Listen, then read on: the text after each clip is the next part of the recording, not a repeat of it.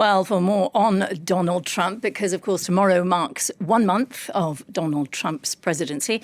It's been a month during which the torrent of decisions, announcements, comments, executive orders, pardons, it's deeply impacted life in the United States, and it's provoked huge disruption around the world. In the US, it seems that around maybe half the population is pleased to see a president doing what he said he would do, and the other half is watching its worst nightmare unfold. Around the world, though, in Ukraine, in Russia, in the Middle East, Canada, Europe and elsewhere, the Trump presidency has shaken everything. Russia is, of course, delighted, and old allies of the US are appalled. So 1 month on, we thought it would be a good time to take a look at where we are at that and what we're in for. And to do that, I'm joined now on the line from Boston by James D. Boys, who is a specialist on US politics based at University College London. Mr. Boys, thank you so much for joining us here on France 24. Welcome to the programme. Perhaps we could start by looking at foreign affairs, and then I hope we'll have time to discuss his impact within the US. And I want to look, first of all, at Trump-Russia and, his very favourable attitude towards Vladimir Putin. And, the likelihood that he might negotiate a peace deal that rewards Russia. And apart from Ukraine and Europe and their obvious reactions to this, is this not going to be harmful to the US? Russia will feel emboldened on the world stage. The EU by itself, without the US, might not be able to curtail Russia. Is that good for the US in the long term, to allow the flourishing of Russia? I get that, the US feels the EU was freeloading, needed to pay more. But beyond that, is this a good idea for the US even? Well, good morning, Angela. It's good to be back. I think that what Donald Trump is clearly trying to do is to take the initiative here. He promised on the campaign trail that he would address the Ukraine situation immediately. Admittedly, he did say that he would solve it, end it within 24 hours. As with all statements by Donald Trump, there is obviously a degree of hyperbole there. But what I think he is attempting to do is to lance the boil here. The great question, of course, is how do you end a situation like this?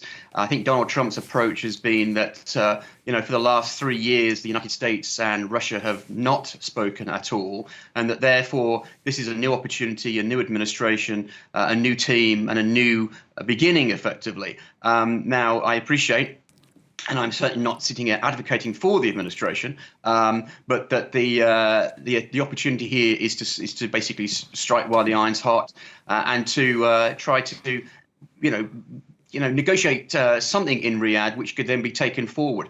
Understandably, Ukraine feels aggrieved to be left out, but very clearly, I think this is also a situation which is going to be made at the highest possible levels. It was always going to, I think, end in some sort of a negotiated settlement that left perhaps both sides disappointed. From what we're hearing, I certainly concur with your synopsis that it does sound as though Russia appears to be getting the upper hand with little to be gained from Ukraine at this point. OK, so we must assume that Trump thinks that's not going to harm America. How much do you think he listens to foreign affairs advisors? Will Rubio be able to continue working with him? Because he went through staff really quickly in that first term. And one of the reasons I ask this is because he does not seem well informed, apart from Zelensky just talking about a disinformation bubble.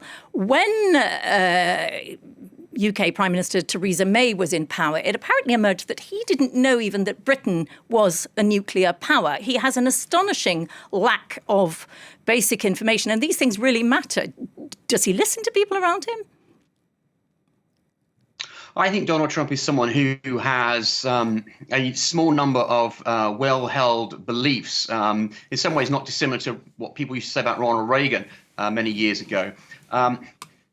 I think we have to be careful. He clearly is an intelligent individual. He wouldn't have achieved everything he had in life without being so. The extent to which he is well briefed by his advisors, presumably he's occurring on a regular basis, but the extent to which he acts, I think, upon his own impulses has always been a very Trumpian approach. I think it's important to recognize also that what people put down as Donald Trump's madness is more likely a continuation of what I refer to as his use of extreme coercive diplomacy. The idea that if you want someone to do something, you don't ask for, say, 30%, you ask for 70% in the hope that you get back down to 30%. The US Treasury Secretary Scott Bessent, who was over in Ukraine recently, was speaking on American television last night and addressing the terms which are likely to be put forward to Russia and Ukraine, and seemed to suggest that indeed it was an interesting deal. I think one of the challenges is that Donald Trump is not a normal politician. He comes at this as he used to as a businessman in New York. And there is, as always, at the heart of everything, the art of the deal. What can be struck? And very clearly, I think Donald Trump believes that there is an opportunity to wage peace in Ukraine, albeit on terms which might seem somewhat alien to many observers. And it will be fascinating to see what does transpire in the coming days and weeks as we move forward ahead of Donald Trump's address to Congress on the 4th of March. OK, if we talked about the US now, how important do you think all these culture wars issues are to this US administration? Well, when you say culture wars, it's important to recognize, I think, that Donald Trump was very candid on his campaign trail going into this election. I don't think anybody can be surprised by what Donald Trump is saying he's going to do, perhaps surprised at the speed by which he is acting. But of course, what he is putting into effect through executive orders is very much what he campaigned upon and won a mandate from the American people. However you address this, whatever you believe about Donald Trump, the Democratic ticket was roundly routed in November. However you cut the results effectively. Donald Trump has a finite time in office. He cannot, of course, seek a re-election. The midterm elections are coming up next November. And very clearly, the administration is trying to put a raft of issues in effect through the use of executive orders to make sure they are in place and enacted in the first days and weeks of his presidency to deliver upon his campaign pledges. And again, whether one agrees with Donald Trump or disagrees, and as you said in your introduction, there is a very discernible split in this country.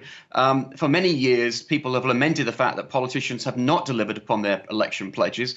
And I guess Donald Trump would say, well, I'm bucking that trend and I'm doing what the American people sent me here to do.